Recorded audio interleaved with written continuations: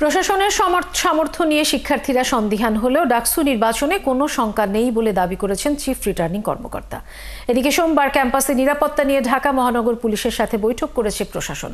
উপাচার্য বলছেন, ভোট নির্বিঘ্ন করতে বিএনসিসি সদস্যরা ছাড়াও পুলিশ, র্যাব দায়িত্ব পালন করবে। আরও জানাচ্ছেন রায়হান কবির। রাত পোহালেই ডাকসু নির্বাচন। ঢাকা বিশ্ববিদ্যালয় জুড়ে চলছে তারই গল্প। গতরাত থেকেই শুরু হয় বুথ বানানোর কাজ। ৮টি কেন্দ্রে ভোট দিবেন মোট 18টি হলের প্রায় 40,000 ভোটার।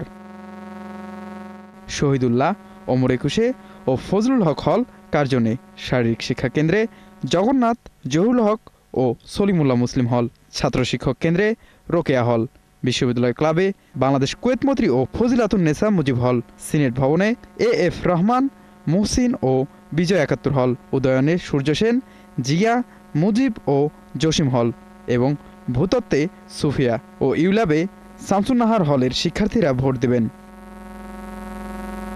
তবে নিরাপত্তা নিয়ে শঙ্কা প্রকাশ করছেন সাধারণ শিক্ষার্থীরা। দেখছি যে প্রথম থেকে আমাদের অ্যাডমিনিস্ট্রেশন বেশ কিছু ভুল করছে। ভোটের প্রার্থীরা যারা, তাদের মধ্যে কিন্তু আমাদের সকলের মধ্যেই কিন্তু এক ধরনের একটা দোটানার মধ্যে আমরা ছিলাম। বিশ্ববিদ্যালয় প্রশাসনের শীর্ষ পর্যায় থেকে শিক্ষার্থীদের নির্ভয়ে ভোট দেওয়ার আহ্বান জানানো হয়েছে। আমরা এখন পর্যন্ত বড় মাপের কোনো আশঙ্কা, আইনশৃঙ্খলার বড় মাপের কোনো অবনতির কোনো আশঙ্কা করছি না। আমাদের কিছু বাধা বিপত্তি এই ধরনের বড় কাজে থাকে, সেটি আমরা সবাইকে সাহায্য নিয়ে অতিক্রম করেছি। এখন আমরা আশা করছি যে আগামীকালকে একটি শান্তিপূর্ণ ভোট অনুষ্ঠান হবে। তারা নির্বিঘ্নে এসে ভোট দিয়ে চলে যেতে পারবে।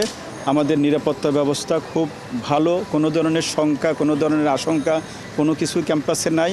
আমাদের ছাত্রছাত্রীরা এনাফ তাদের নিরাপত্তা দিতে। এদিন সকালে ঢাকা মহানগর পুলিশের সাথে নিরাপত্তা নিয়ে আলোচনা করে প্রশাসনের কর্তা ব্যক্তিরা। আমরা সর্বোচ্চ নিরাপত্তামূলক যে ব্যবস্থা, ঢাকা বিশ্ববিদ্যালয়ের এটি একটি গুরুত্বপূর্ণ নির্বাচন, তো সেই গুরুত্বের বিবেচনায় আমরা সর্বোচ্চ নিরাপত্তামূলক ব্যবস্থা সেটি গ্রহণ করেছি। হলের বাইরে ভোট কেন্দ্র হওয়ায় অনেক অনাকাঙ্ক্ষিত পরিস্থিতি এড়ানো যাবে বলে আশাবাদী প্রার্থীরা। রায়হান কবির, ৭১, ঢাকা।